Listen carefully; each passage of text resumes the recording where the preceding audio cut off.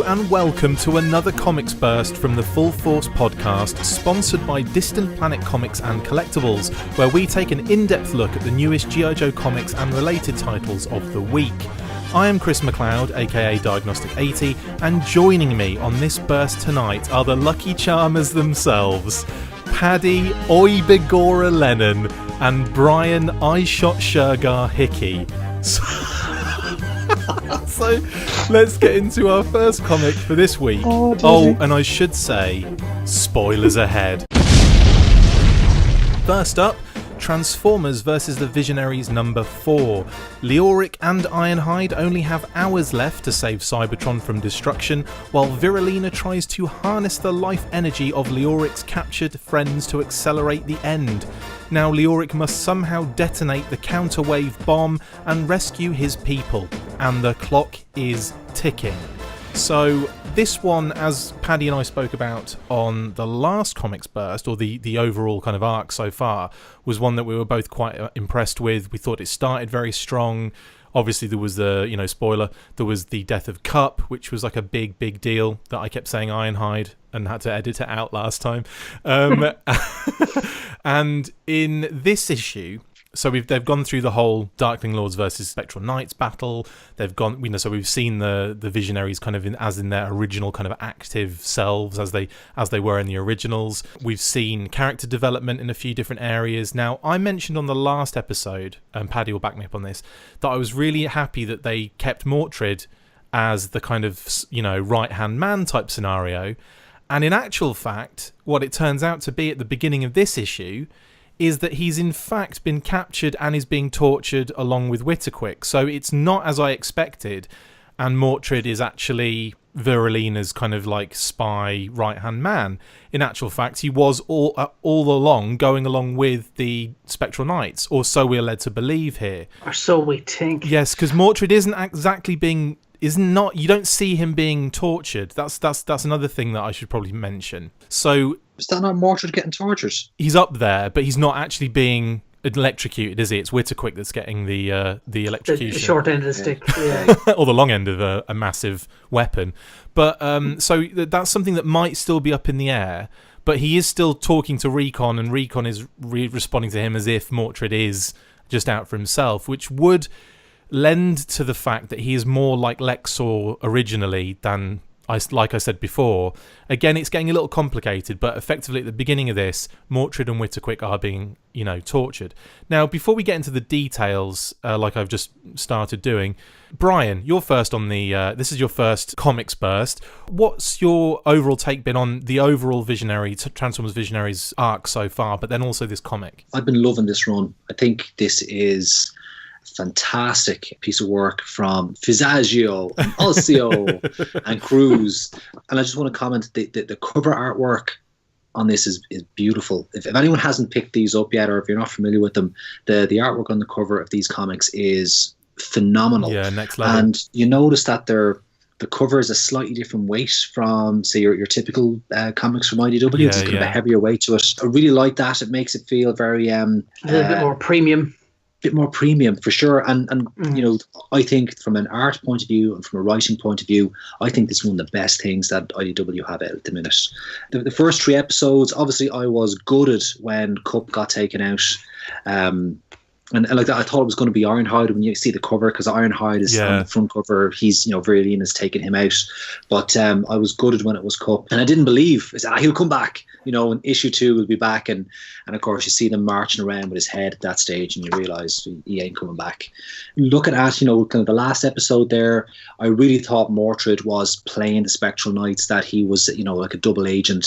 Yeah. Looking at the first few pages of this comic, I'm starting to think, no, maybe the guy is just really dense, and he's in big trouble now. I haven't read all of this yet, so I've only got through the first couple of pages on it. So I can't say much more than that.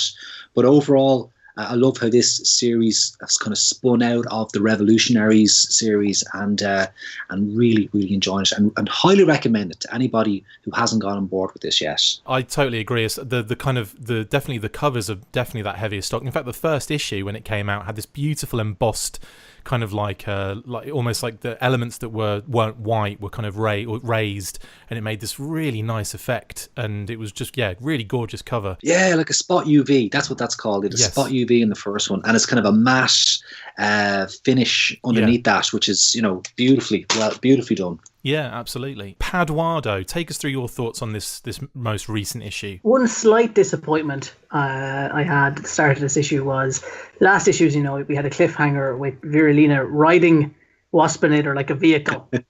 Yeah. And I thought we were going to see her use that to knock the shit out of Witherquick and Mordred, but we didn't see that.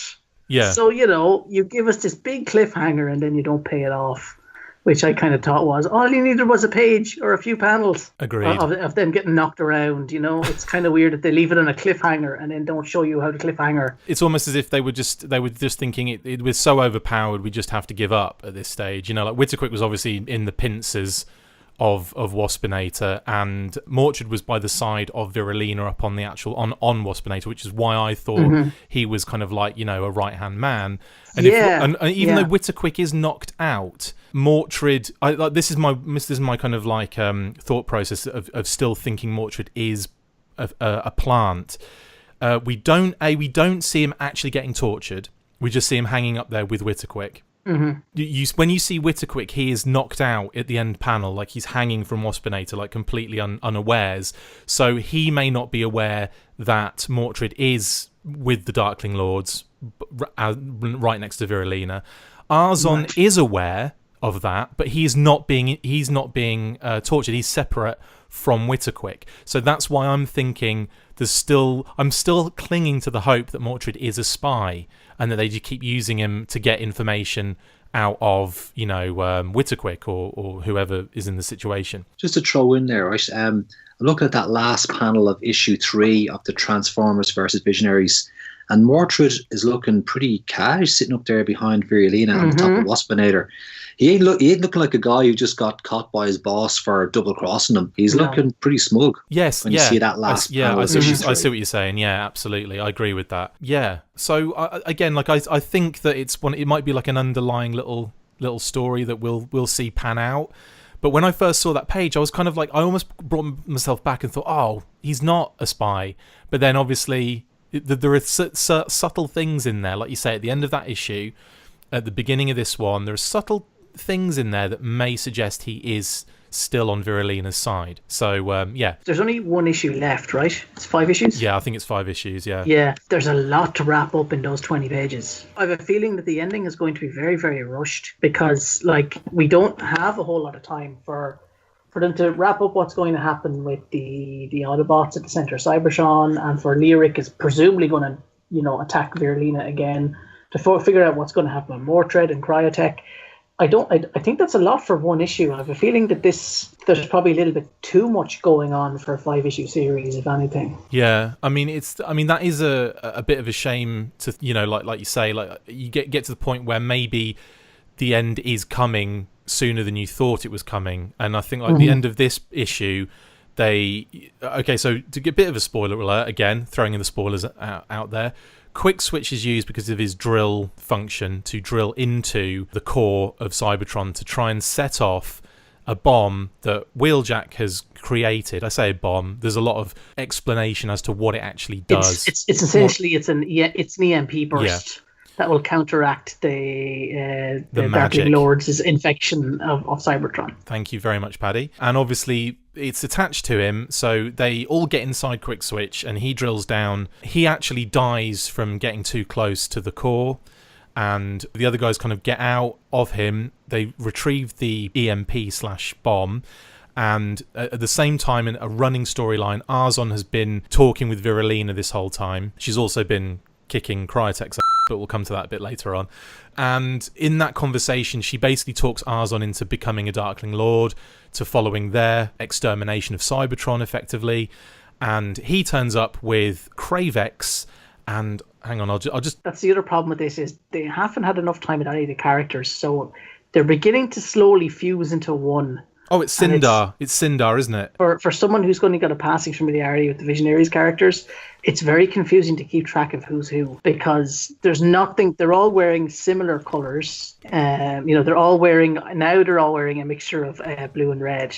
The Darkling Lords, and former Spectral Knights. Usually, they put a little name tag next to the person who it is, which does help. And Yeah. I think it's Sindar. I'm just going to go out and say it's Sindar for now. I will double check that, and obviously we can make a note if it isn't. But effectively, 3 of the Darkling Lords turn up with Arzon kind of in charge of them. Kravex is definitely the other one. I love that mask. And basically chops the bomb in half. And they're all in slightly different outfits to how you've seen them previously. They're all armoured up. Yes, with helmets and stuff, and you've never seen them in their helmets before. So it is. I found it very tough to kind of figure out, right, who is this now? Yeah. I figured one of them was Arzon, but the other ones I was like, I don't know who those 2 guys in the background are. Well, the only reason you knew it was Arzon is because they shout, Arzon, it's you. And Exactly. he's got like the feathers and stuff like that. But like it was more so that Kravex, I recognise the helmet.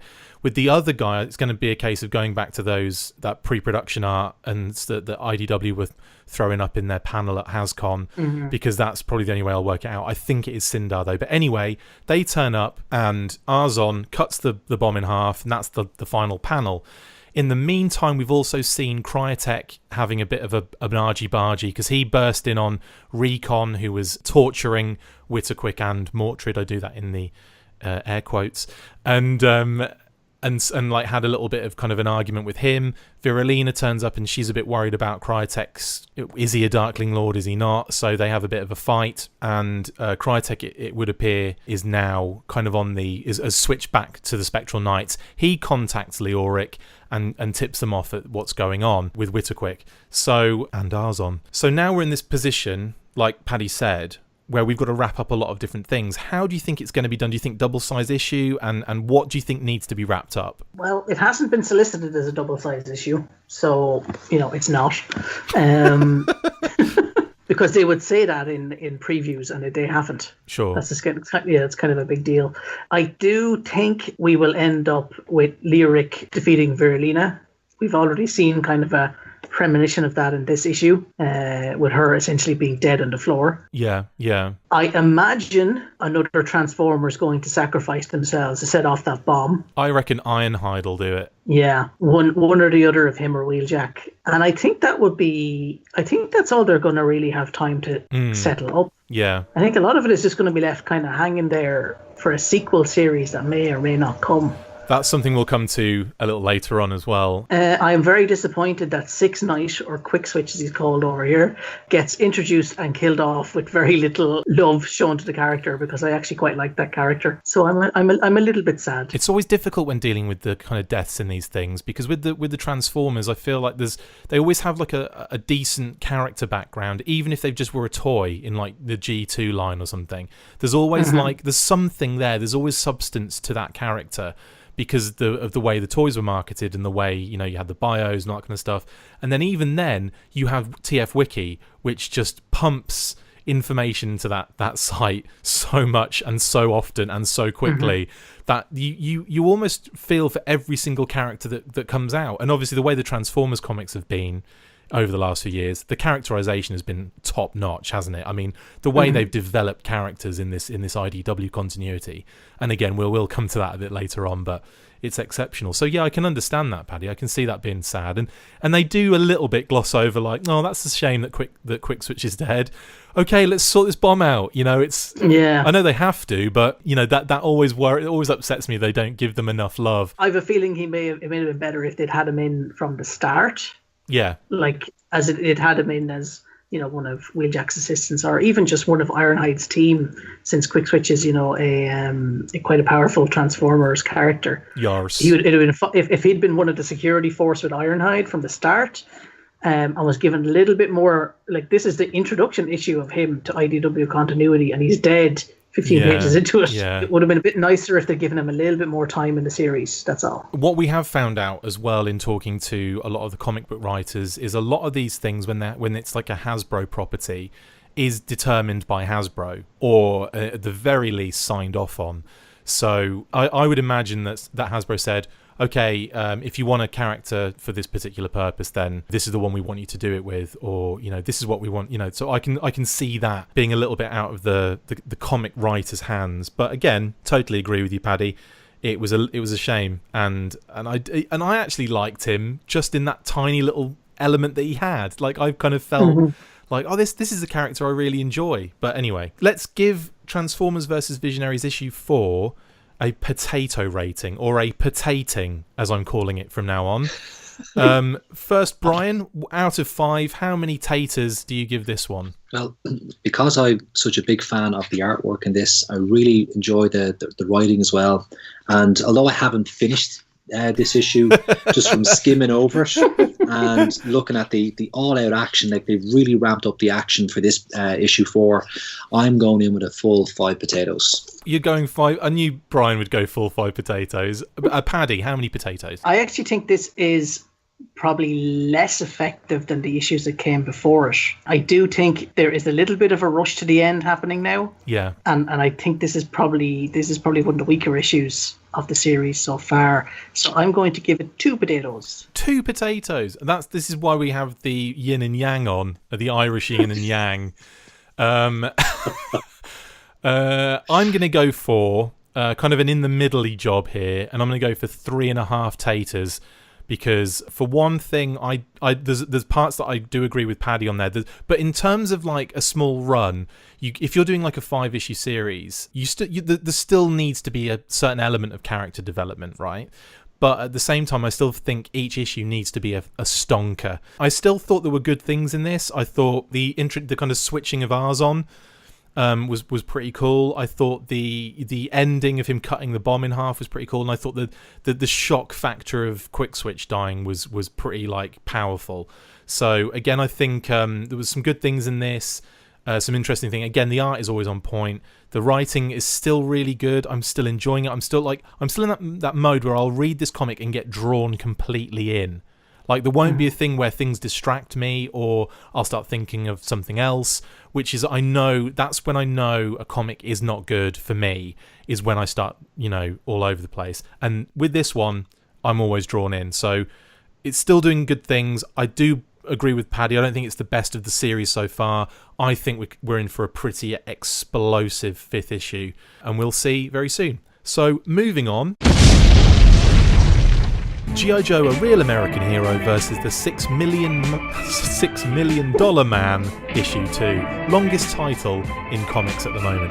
Stranded in a snake pit, on a Cobra-sieged island, Hawk and his G.I. Joes must protect the world's most powerful leaders of peace from a renegade $6 million man, while Snake Eyes and Scarlet begin their impossible ascent up the planet's deadliest structure, with Cobra Commander waiting at the top.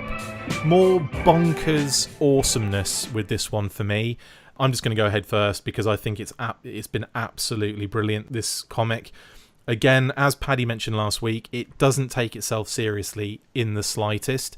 And I think that's where it succeeds. Things like the fact that halfway through, Hawk has to create a diversion and decides to fist fight the $6 million man. I mean, I know it creates a diversion, but at the same time, Cobra, they're so ridiculous. They're always like, oh, we must savor the deaths. We can't just exterminate them. We must savor the deaths. It's just so beautifully 80s. It's so beautifully 80s supervillain. Telling the good guys their plan at the giving them enough information for them to hang themselves with. It's just genius. So I think this one for me has just been great, and what an awesome surprise at the end. But I'm not going to spoil it just yet. I want to hear from you guys. So Paddy, what were your thoughts on the $6 million man? Yeah, I'd agree with everything you said. It's a strong follow-up to the first issue. Again, it just remains being a fun comic. It doesn't take itself seriously, has fun with the characters, gives everybody a little bit of a moment. I'm quite happy with it. I think it's a very good comic. Awesome. And Brian, this series is great fun. I haven't fully finished issue 2. I've read all of the next comic we're going to talk about, but issue 1, absolutely loved it. And what I love about Obviously, big fan of S.L. Gallant's art. We're all familiar with his work on the Real American Hero line. But I noticed when I was reading through issue 1, he's got these very subtle nods back to the 70s in the style and the dress of the civilian characters. And in one panel, you even see like a billboard with Sean Connery, Time Bandits. Do you know what? I don't think I noticed that. I'm gonna have to read through that again. I did not notice that the first time round. And look at the style of the civilian characters. So they vary without kind of saying and putting a date on this. They've placed it in a historically. It's it could be part of the current Real American Hero universe, but obviously in a much earlier time frame. And because it's S.L. Gallant's art, it feels visually, it feels like it's part of the same universe. I love that. I mean, it's you see Steve Austin there at the end of issue 1. He's coming in, he takes out the Joes. It's like it's nothing to him. It's so easy. And you see him in the last panel. He's like Cobra. And, we look at kind of the opening scenes in this one. He just wants to go in and finish the job, get it done. And I should say Baroness pulls him back and, we got to relish the hunt and savor the kill. Exactly. And that's famous last words. That's going to be their downfall. It's funny you should say that you haven't got to the end of this one again, Brian, because I'm about to spoil something massive for you again. In the last panel of this one, okay, so throughout, in fact, from the beginning, there's a conversation between Mainframe, obviously the Steve Austin's handler, and the government, and they're trying to work out what the best course of action is. The government obviously want to, as always, in every single 80s or in every single film ever, all they want to do is nuke the problem away. That's all they ever want to do. They just want to obliterate everything in order to save everything. It's the most illogical response to anything I've ever known in my life, but they use it every single time. But obviously in this, they're using that trope as like this is exactly what you expect to happen, so we're going to go with it. And then Mainframe saying, well, let's implement this this special power play, which I think protocol power play they call it. The government are all like, what? Oh no, we can't do that, it's too early in the game for that. And everyone's kind of like, well, okay, we'll try it, you've got 24 hours. So then the next thing you see in the last panel, Mainframe and the handler, Steve Austin's handler, they fly out to this island, kind of beautiful kind of location, palm trees and so on and so forth. And sitting there, who is Protocol Power Play, is Mike Power, the Atomic Man. So he stands up and he's got what I thought initially. I glanced at the panel and thought, why is Chuckles the Protocol Power Play? I was like, what's Chuckles got to do with it? And it's not. It's just Mike Power wearing a Hawaiian shirt and some pretty sweet shorts. But again, it's like a really, really cool reveal. It's something that you kind of, I suppose, should have expected, kind of in that era. And boom, there you go. And I can't wait to see what he's going to, how he's going to be kind of used in this. And also, Paddy, you talk about like rushing to an end in certain small runs. $6 Million Man seems to be getting some momentum, and we're only in issue 2. So like I feel like there's more. They'll probably have a little bit more to work with when it comes to the end of this comic. Yeah, I think so. It just is. I'm gonna say it. I think it's probably just it's a better writer, or they're not trying to do as much. I mean, Visionaries, they're trying to reestablish them as a franchise for the next 10 years. Yeah. And also tell a story and also cross it over with Transformers. Whereas with this, I think the writer has just been told, have the $6 Million Man fight G.I. Joe. That's the brief. He doesn't have to do as much with this. The $6 Million versus G.I. Joe isn't going to be a forthcoming franchise requiring a $100 million movie. Or $6 million movie, man. Or whatever, yeah. So they can they should release it as like almost like a comedy where he's a $6 million man in a world where $6 million is all now. That's what should happen. I'm actually just thinking this would actually be a very good base. Like a story like this is what a G.I. Joe movie should probably be. Yeah. That way where they put a little bit of fun into it. You don't have to think about too much. It's not a dour, grim, dark, oh my God, the entire team is dead. Yeah. Movie. You should just do a fun, enjoyable romp. And I think it would be a much better. This is probably the blueprint for a better G.I. Joe movie than the two we've had already. There are numerous blueprints that are better than what we've had in terms of films. You know what I mean? The tone of this, yes, where they're wearing the 1980s costumes, and there's a little bit of, I could see this being like, if you played this as a comedy and used it as a basis of a G.I. Joe movie, it would probably be a pretty decent G.I. Joe movie. Absolutely. I totally agree with that. You know, got the right cast, got the right directors in it. And it's not parodying the material, but it does have a knowing wink to it. Like, it knows that some of the ideas they're playing with are kind of stupid. Yeah. But they're having fun with them. And I think it's a nice change of pace for when we've had, you know, so many years of everybody in G.I. Joe being a borderline psychopath. It's nice. You know, it's nice that someone's decided, you know what, we're just going to have a bit of fun with the franchise. Yeah. No, I agree with that totally.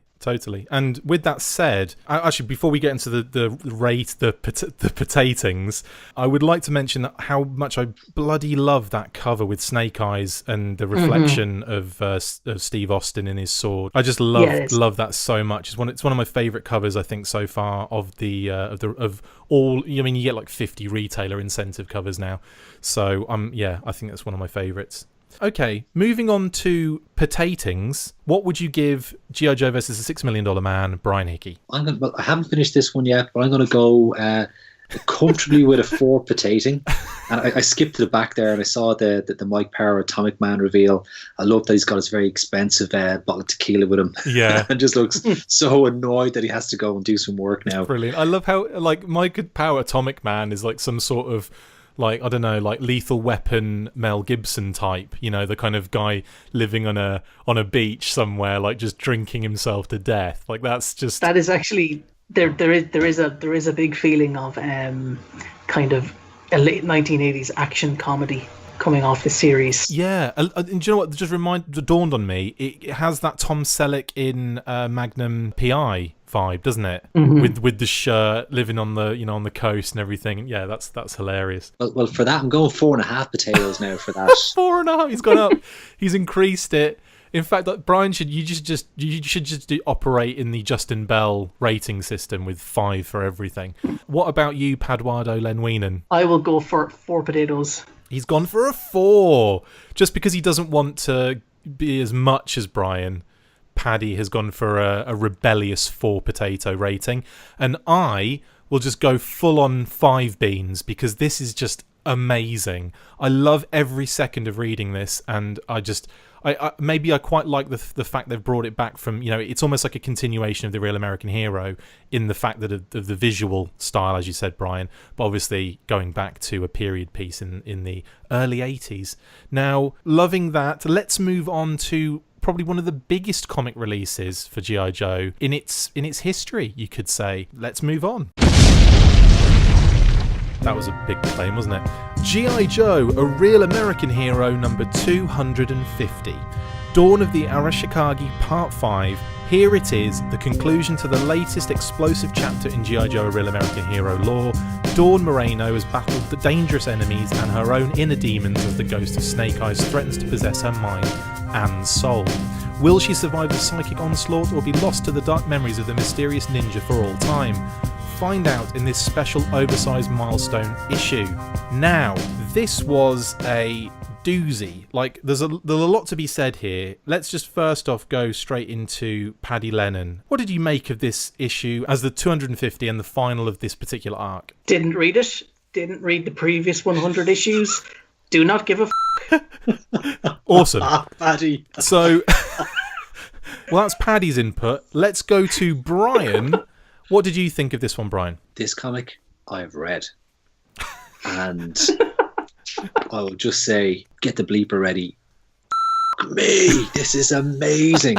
Okay, I need to roll back a little bit here. I was following The Real American Hero for quite a while, a number of years back. I jumped out, and when I started to see images of Don Moreno pop up on Facebook on the various kind of friends feeds or kind of Joe-related feeds, I thought, this character looks interesting. So it got me back in. Don Moreno got me back into The Real American Hero, and I jumped back in at issue 244, I think it was. Yeah. 244, yeah. So I got back in at that point, and immediately got engrossed back in the Real American Hero universe.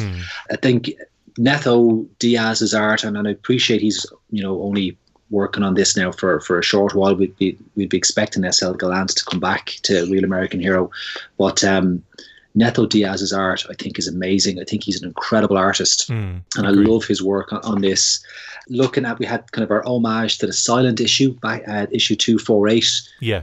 That was phenomenal. I was halfway through that comic before I realized it was a silent issue.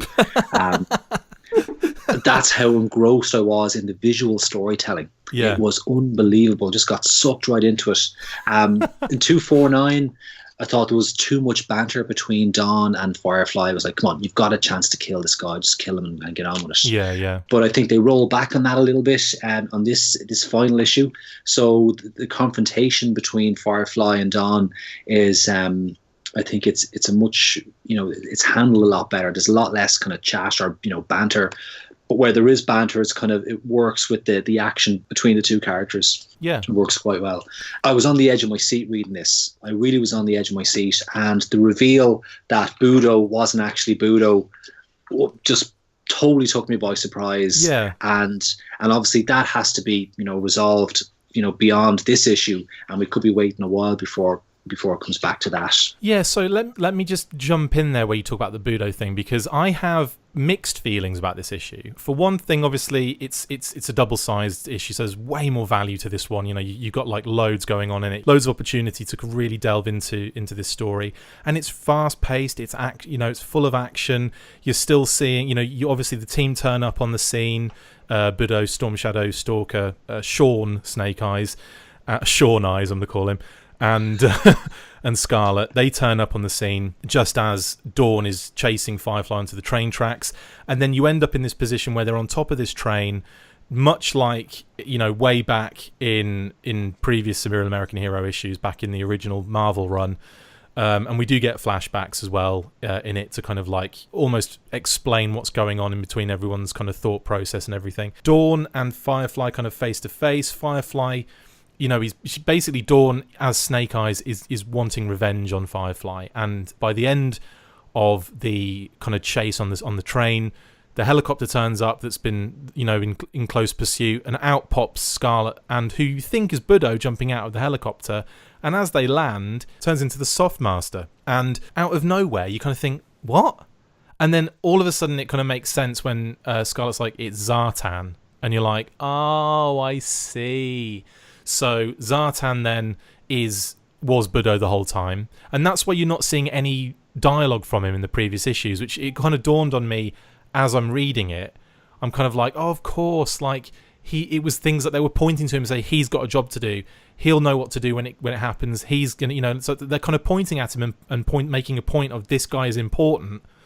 And you think Budo is going to do something really cool, and it turns out to be Zartan. So I think I was so G'd up to see Budo because I'm a big fan of the Fringe characters. I get to the point when I've seen the same characters over and over again that I tend to just kind of go, yawn a little bit. Yawn Moreno. I'm just kidding. But I really like the fact, obviously Firefly isn't someone that's in it all the time. He's in it a lot. I mean, he's had a good, solid, substantial run in these comics, but so we're nowhere near the amount of times that we've seen Duke, Baroness, Destro, Cobra Commander. Fair enough, they're the main core characters, but I do love seeing Fringe characters, and I like, the thought of Budo being involved. I was like, oh, this is going to be amazing. When he turned out to be Zartan, I was a little bit like, oh, okay, fair enough. That's just how it has to be. And we don't really see Budo as a character. We just see him as a visual thing. And again, I kind of think it was a little bit of a farty ending for me. Also, like the fact that they're on the train and it's just a little bit kind of like, I'm not going to seek revenge anymore. I'm calm. I'm not going to take over Dawn's memory. So there's two of us acting in the same body now. It's not going to be a thing where Snake Eyes takes over her mind. That was a little bit too easy to wrap up. And then the whole thing of the Softmaster, Zartan, jumping on Firefly and then just jumping into the water as if to say, well, we don't know what's going to happen with those two.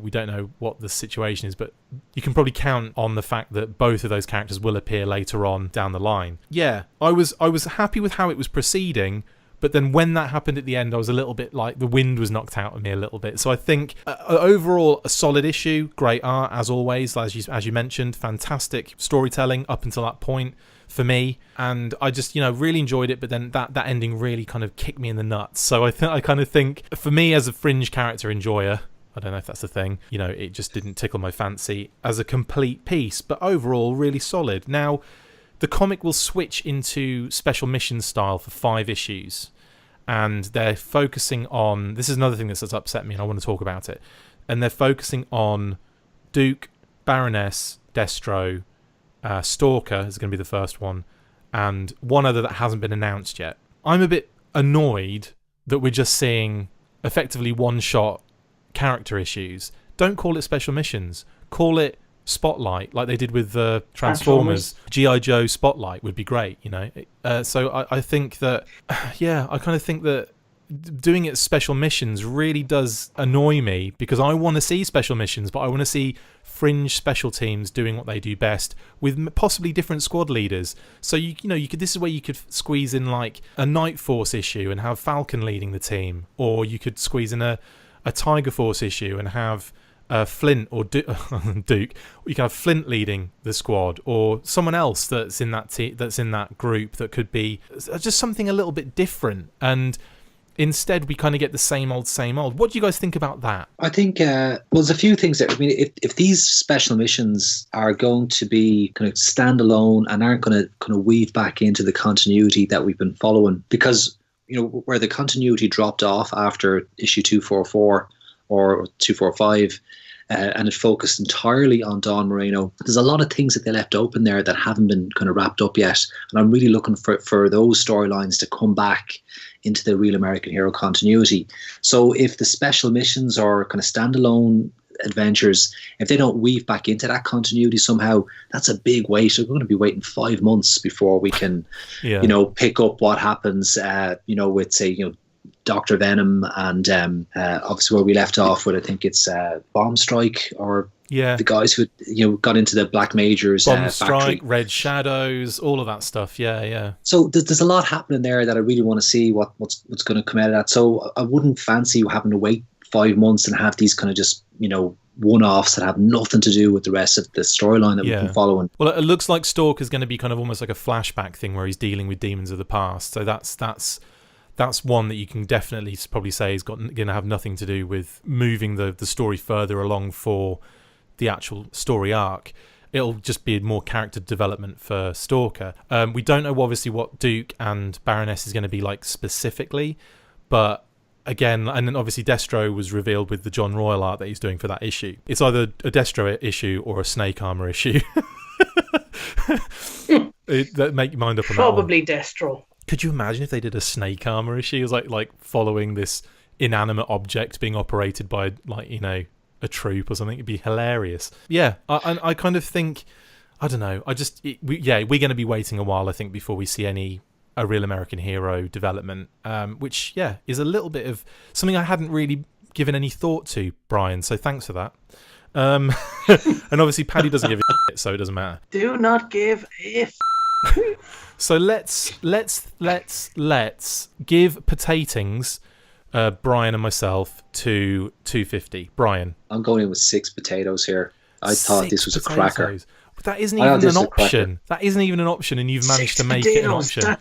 I have to go into Photoshop again. 2 people's dinners. I have to go into Photoshop again and make a 6 potato image for that. So thank you. Okay, we'll go. I'm kidding. We'll roll it back to 5, but you all know it's actually 6. It's the 6 potato. I'll find a way. I'm going to go for 3.5 again, because it was I still enjoyed the issue, but the ending did knock 2.5. Did knock a potato and a half off for me. So I'm going to go for 3.5 potatoes, just because I love Budo and I want to see Budo and Budo. Anyway, let's move on to another IDW related story about the Transformers.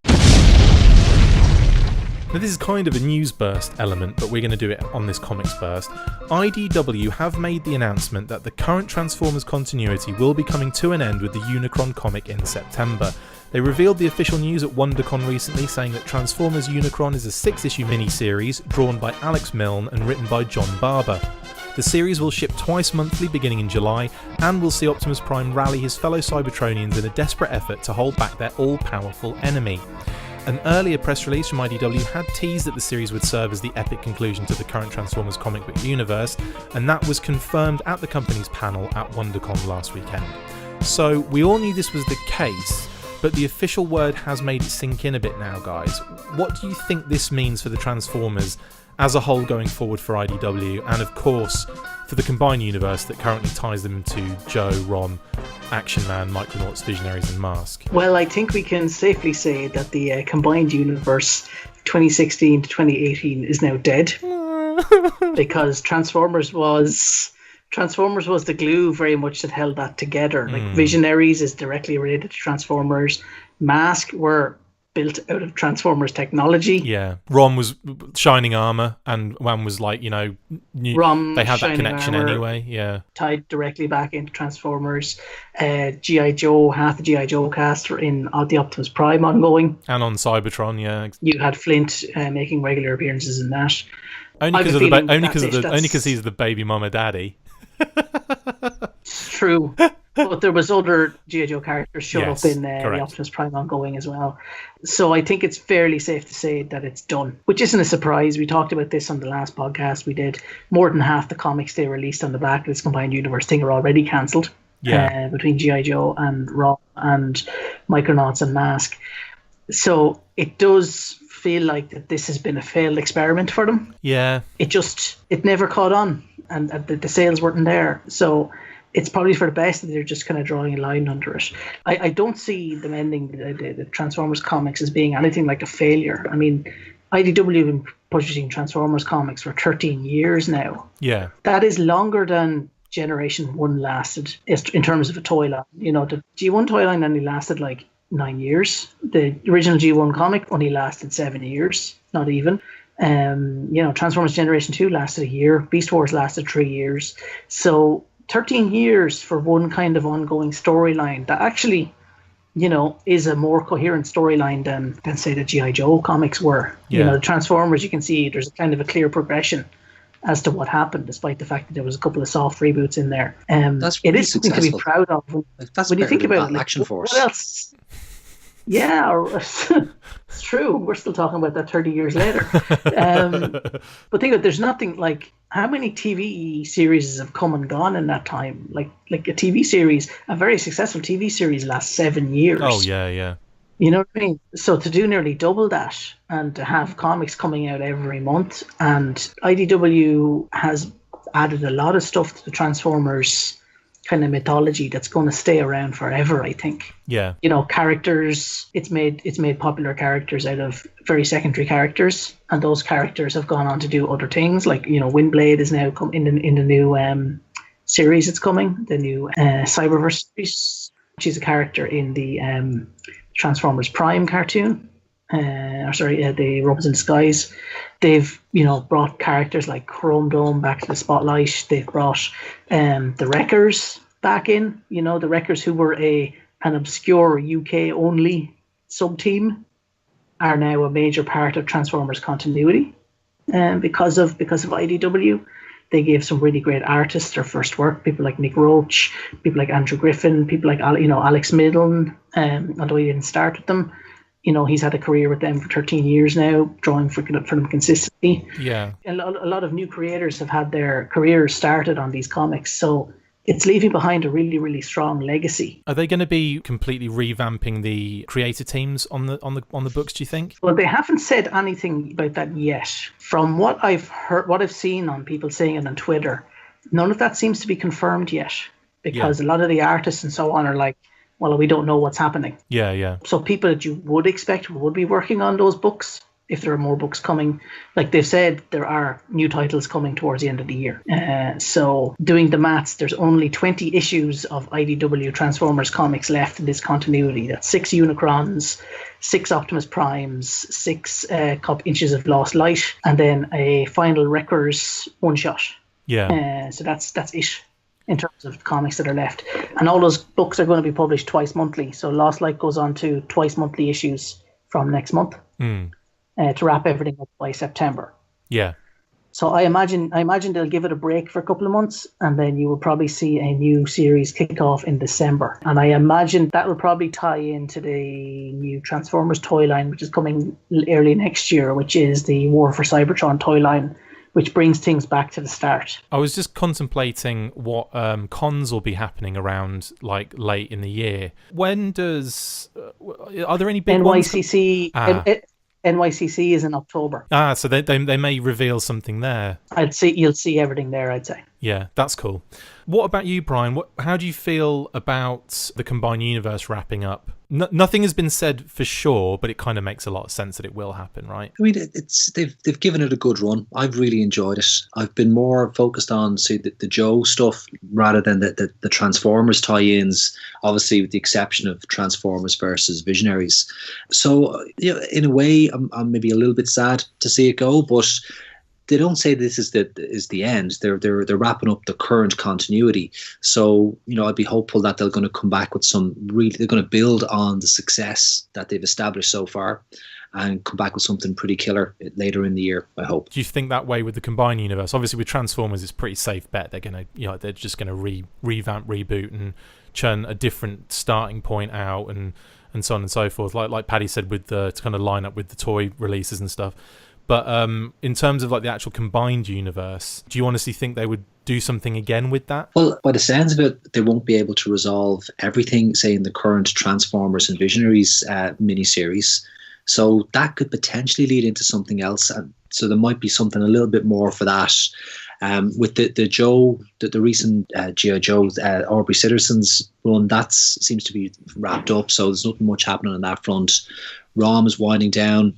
It looks like they are starting to shut it down, I suppose, is what I'm trying to say. Yeah. And so if there is something else on the back of Visionaries, I would expect a Micronauts comic to tie in with the cartoon. The cartoon series. Yeah. That should be starting next year as well. That's another good point because you've got a Micronauts movie and you've got a G.I. Joe movie and you've got a ROM movie that's all been kind of like spoken about. So obviously that they would have tie-ins, and like you say, the Micronauts cartoon would be one for a Micronauts comic as well. So there's still life for them to operate. That cartoon is a full-on reboot. So I don't think the comic that would come from that, if there is a tie-in comic to that, it will be a full reboot as well, I would imagine. Oh, totally. Tie-in with that cartoon. Just to ask the question, with say the current Marvel Cinematic Universe, from what I mean, obviously I'm not a big fan of the Marvel comics. Not that I've nothing against them, I just never really got into them. Did they explore what's happening in the cinematic universe a few years back previously in the comics? Is that what happened? No, they're two separate universes actually. So comic universe is completely separate to the actual MCU, which is like a completely different kind of thing. They just kind of, I suppose, borrow from the source material to kind of create this different visual cinematic experience. I wonder, would Hasbro kind of take a similar tack here with their cinematic universe that we hope they're going to develop? Well, yeah, possibly. Do we hope that? I mean, I would like to. I mean, obviously, we know that ROM is being written in the process of being written, but we don't know whether that will be something that even goes beyond that. We don't know. Like Zach Penn's writing it. I love that guy. The fact that his name's Penn, but Zach Penn's writing that, so obviously there's something there. But is it gonna? Zach Penn will also tell you that he writes an average of 3 scripts a year. Exactly. Maybe one gets filmed. Exactly. I know I didn't get a chance to step in on the Zach Penn burst you did earlier this week. I've met him. Oh, cool. Zach Penn. When I was at San Diego in 2007. I attended a panel he was giving about adapting comics to the screen. And I had a chat with him afterwards. Lovely fella. But, he made it quite clear at that panel that he is constantly working. But, you may not see a product of his work more than once every 2 years. Yeah. You know what I mean? Oh, so totally, he gets hired. He gets hired to write a lot of scripts. No, I was agreeing with that particular point. Like initially, I was saying, will it even get beyond that point? Probably not. But at least we know that something is kind of like there's an ember there, and it's not based on the fact that the ROM comic sales were really good. It's just that I think it's one of those brands that Hasbro wants to just revive and wants to actually have something behind it. And obviously the film is where they're going to make money. They're not going to make money in making a ROM comic book. just in general, like comics is not the industry to make money in right now, is it? Unless the movie flops, of course, in which case they won't make money. That's true. More of it's a bigger risk. One interesting thing I saw actually that came out with that, when we spoke about a month ago about the new deal they had with Paramount, that Hasbro had signed up with Paramount for the next 5 years. A little bit more of the details of that deal have come out. Oh yeah. And it involves Hasbro will be co-financing the pictures with Paramount, so they'll be putting up some actual cash this time. Oh right. To get these movies made, but in exchange for that, they will have more creative control over what the final product is going to be like. Interesting. Okay. So who knows if that is a good thing or a bad thing? Well, if they haven't had control before, and we got Rise of Cobra, and so on and so forth, then either it's going to be 1,000 times worse or 1,000 times better. What a lot of people didn't realize at the time is Larry Hama signed off on the Rise of Cobra script. Oh yeah, totally. No, I that was well known. He was hired as a script consultant. Yeah, but it's not something I think people bring up. He's also said he gave his blessing. He also said that like he did regret doing that. Like he was kind of like he was kind of brought in as a consultant, but hardly ever used. And like he had to, at one point I think he said he had to put his foot down and say, do not make Snake Eyes talk, because at one point in the script Snake Eyes was going to say something at the end of the movie, and he was like, that is terrible. Not going to happen, and he put his foot down and said, no, that just do not do that, or you'll ruin the whole thing. And lo and behold, and yet he did nothing about the lips on the mask. There's only so much one man can do. I'm just glad. I'm glad he didn't talk. Although, actually, I wish they had made him say something, because I think that would have made it even more hideous and therefore more fun to watch, because it would have been like, like a Street Fighter style movie. I do have to say, with getting back to our main topic of discussion, the ending of Transformers continuity, I think I am going to jump off when that happens. Okay. I think I'm done. I'm too old and too tired to start up with a whole new series. So I think you're 10 years younger than me. But I just feel like, I've been. You've invested a lot of effort and I soul. own every single IDW Transformers comic. The first letter to the editor I got published in something is in an IDW Transformers comic. Awesome. I've been reading them since before I started getting hair in my balls. And now... Since you were 27? Or is it just me that happened to? And now I am finished reading them when I don't have any hair in my head. So... they're giving me a perfect reason to jump off it. So unless there's a creative team that I think are absolutely going to kill it, I think I'm probably done with them. I would say give it a after it comes out and people are going nuts about it and all that kind of palaver, I'll give it a week before you cave in and buy an issue. But no, I know how you feel. I genuinely wonder, because I do like a lot of what they did. I think the Wrecker series Nick Roach did is really a high watermark for comics, never mind Transformers comics. I think the first couple of years of More Than Meets the Eye are fantastic. Yeah. I loved Simon Furman's Infiltration, Escalation, Spotlight stuff in the early fantastic. days. They were great. They were my favourite comics, I think. Yes, unless I see like a creative team that I can't afford to ignore, I think I am going to ignore it. Okay. I do hope that some of the creators they're using at the moment do get to keep working on Transformers. I'd like to see people like Andrew Griffin stay on the art. They need to give that guy a G.I. Joe series. He is dying to do a G.I. Joe series. He's dying to draw G.I. Joe, and I think he'd do an amazing job. I think they need to keep Kazama. It's funny how, like, you say that about, one like dying to do a job on it and wanting it because they're like a fan or something, and yet they give it to someone often who doesn't know anything about it or isn't really that up for doing it. They're just doing it. Like, we've had interviews where people have said, yeah, they offered it to me, so I just took it, and it just kind of, I just feel like it's paying work. Why not give it to someone that really wants to do it, and you get the passion behind it, and you'll see that come through, I think. They don't have to be like a super fan that's collected every toy ever since its inception, but they can certainly have like really strong ideas about certain characters, and they having that knowledge does help without having to go through loads of comics to see. I wonder how like Mainframe acted, or I need to know the, you know, what the personality of this guy was, like, you know, what Flash was like or something. It's just like, you get people that understand the whole presence of the entire storyline and the characters and stuff, and you'll get better results, I think, personally. There seems to be a reluctance to hire fans. Well, because I have a feeling some of it is because they don't want to be accused of actually releasing fan fiction. Right, yeah. But on the other side of that, I'd say is they have hired a bunch of fans to do work on the Transformers books. Yeah, Nick Roach was a fan. Yeah. James Roberts was a fan. Yeah. You know, and their books are the better because of it, I think. Yeah. Whereas other creators they brought on have not been. What kind of a job interview process do they have here before they assign these creators to the comics? Like, if it was any other job, you'd sit people down, you'd interview them, you'd want to see, you're gonna hire the people who are the most passionate, the most interested, the most experienced. And they're the ones you're going to give the job. Yeah, and you say, you really know your stuff. I've got to hire you. Surely they must have some sort of vetting process before they bring some Yahoo on board to make a balls of everything. I assure you, you know what? Now that he's left, I can tell you this. Chris Ryle basically told me that in order for IDW to hire you, you needed to be either a mate of the editor, or you needed to have a significant enough presence on social media that they couldn't ignore you. Wow. That's a bit of an exclusive. Being able to write was very much third on their list of things they were looking for from writers. By the way, I'm not. I'm going to keep that in, but just make it clear. Paddy Lennon was the person that broke that information. I had nothing to do with it.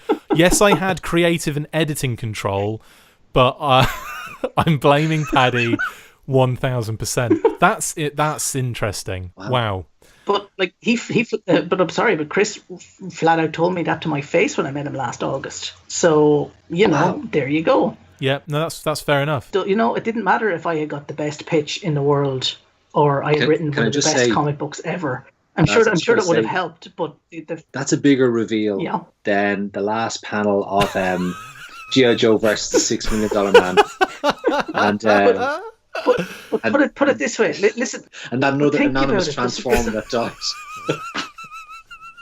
Doesn't the last year of the G.I. Joe comics make complete sense when you realise they hired the writer because he had 12,000 Twitter followers, and not because he was a competent writer? Yeah, yeah. Like that was, that's where we are with it. I think it's the same in any industry. I mean, it's one of those things where it's not just the comics industry that would say like, they're not like taking advantage of it, but they're using that platform that if someone has all those fans that they can reach, and obviously this is the way to sell their comics, they're going to do that. That's going to be something that is a very key element of this. So it makes total sense that is a way that's the way forward. Obviously, and it's always been the case that it's who you know. So I don't think it's anything new, but to hear it in that way is always a bit shocking, isn't it? I mean, look, having 12,000 followers didn't really help Aubrey Sitterson because his comic was selling less than 3,000 copies by the end. If the quality's not there, all the social followers in the world aren't going to buy your book. Yeah, true. Like, Madeline Visaggio is a good writer, but the fact that she's also very vocal on Twitter probably didn't hurt her. Yeah. She has a lot of Twitter followers. She has a lot of people who hate her as well.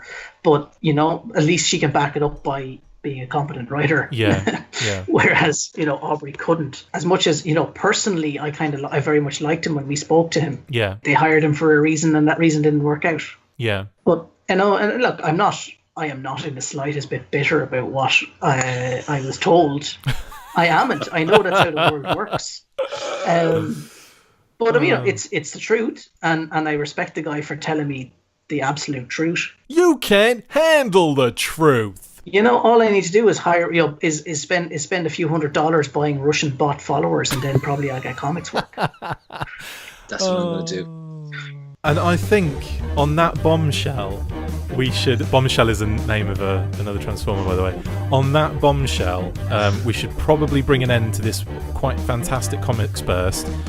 That's it for this instalment of the Full Force Comics Burst. Thank you to my awesome co-hosts, Paddy and Brian. See you next time, and as always, Full Force.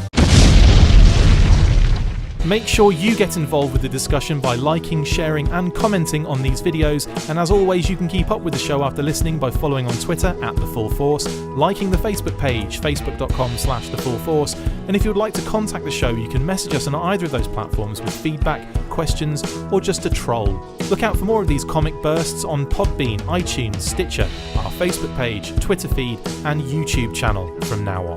Full Force.